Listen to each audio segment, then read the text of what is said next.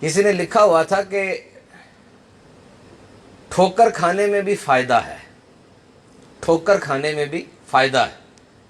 एक तो रास्ते में मौजूद पत्थरों का भी पता चल जाता है, और जो हाथ आपको संभालने के लिए आगे आते हैं उन हाथों की भी निशानदेही हो जाती है। तो दीज हार्डशिप्स, ये ठोकरें, ये बड़ी इंपॉर्टेंट होती हैं।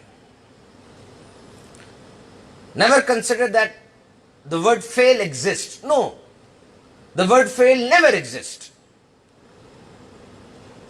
There is no fail in this life. Either we win or we learn.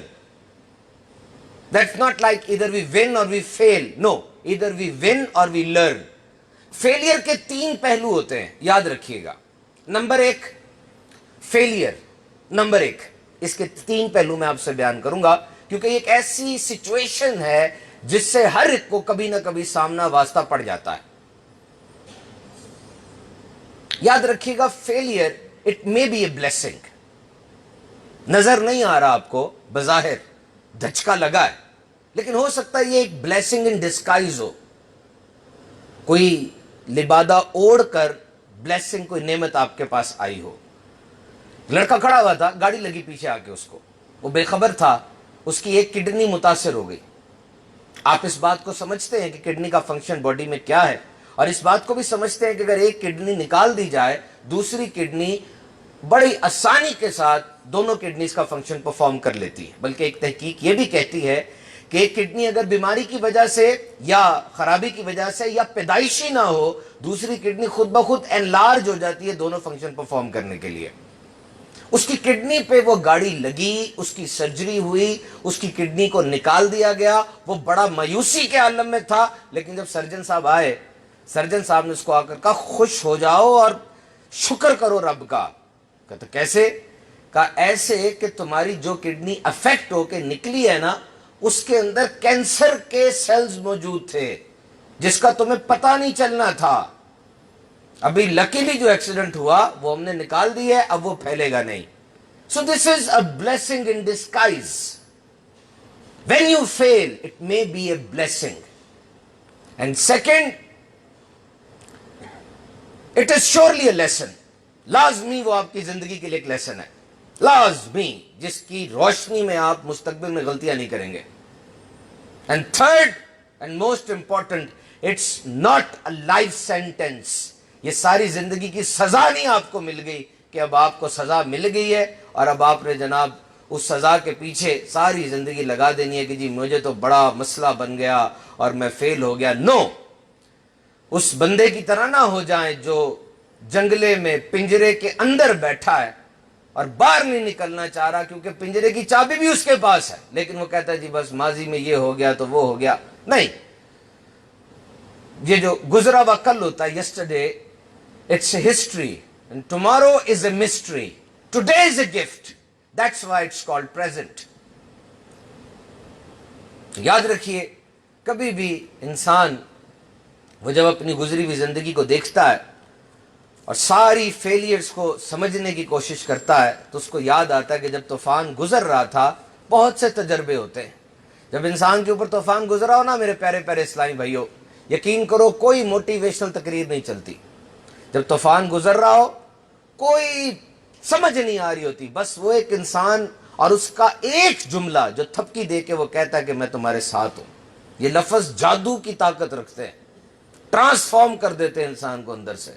उसको ढूंढो जिसने हमेशा तुम्हारी एनर्जी को बूस्ट किया, जिसको देखकर तुम्हारी एनर्जी बूस्ट हो जाती है। ऐसे लोग बहुत कम होते हैं, लेकिन ऐसे लोग एग्जिस्ट करते हैं।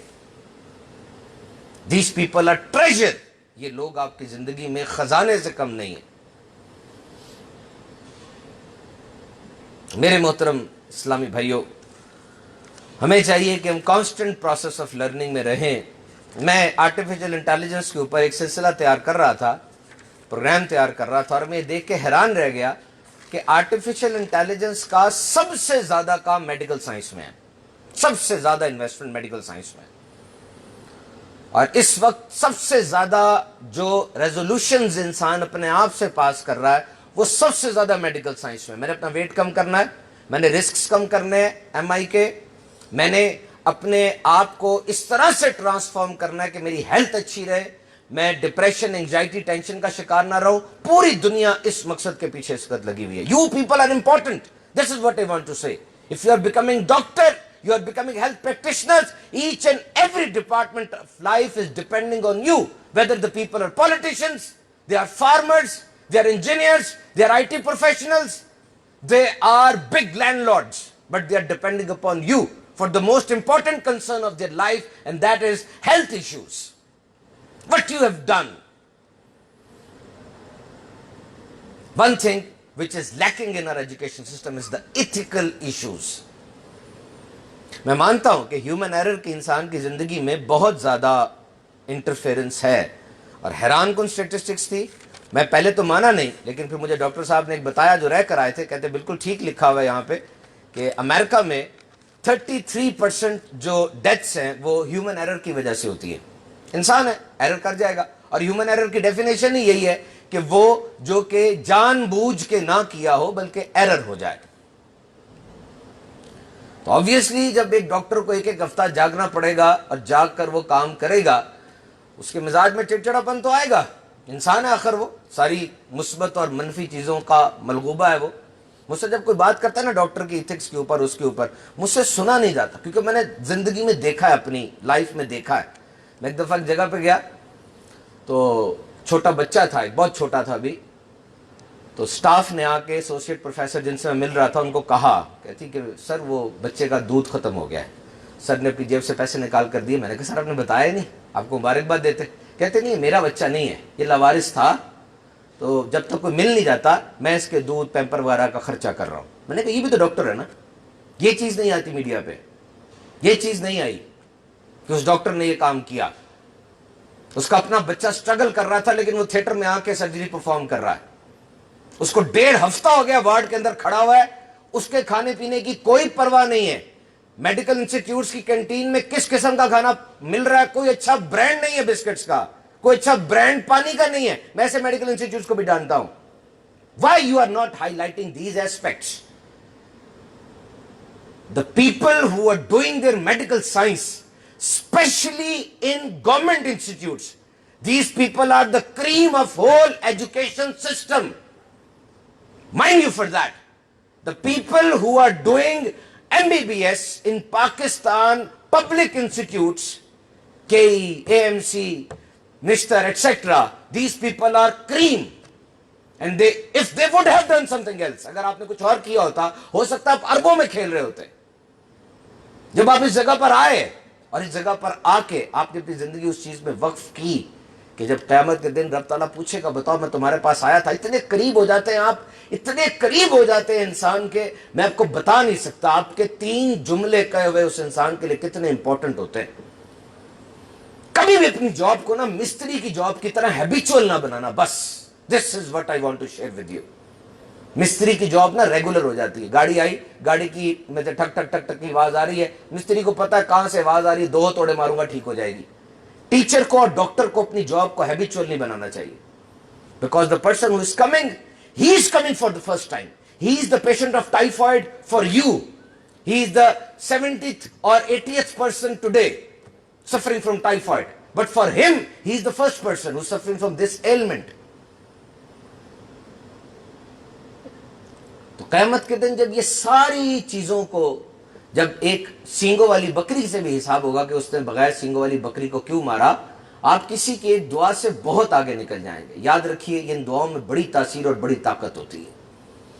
اور جب ہم لائف لانگ لرننگ کی بات کرتے ہیں, آج سارا دن میں ملتان میں مختلف جگہوں پر بیان کرتا رہا اور میں نے لائف لانگ لرننگ کو ہی ٹچ کیا, کیونکہ مجھے اتنا پتا ہے کہ اس وقت دنیا بہت تیزی سے آگے بڑھ رہی ہے اور آرٹیفیشل انٹیلیجنس نے آپریشن تو شروع کر دی ہیں. ڈاکٹر مہران انوری 600 میل دور بیٹھ کے آپریشن کر رہا ہے.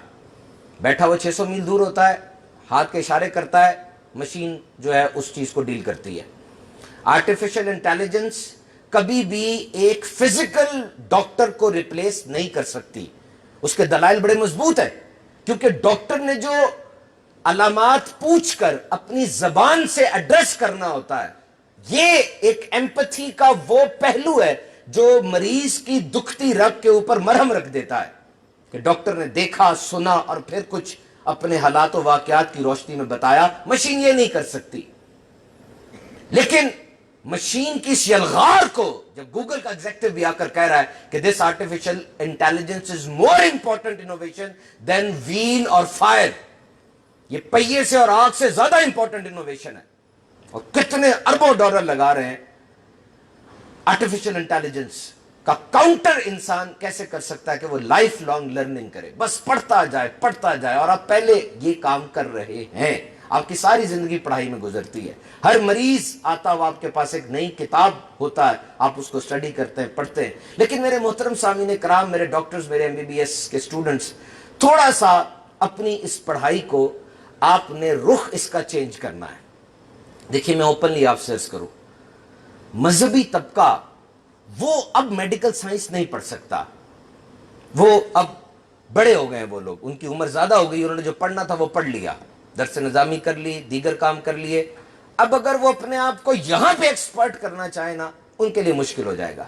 جبکہ آپ کے لیے, کیونکہ آپ نے میڈیکل سائنس پڑھ لی ہے, آپ کے لیے یہ آسان ہے کہ آپ دین اسلام کے اندر ڈیپ ڈاؤن جا کے کوئی مدنی پھول, کوئی ہیرا نکال کے لے کر آئیں.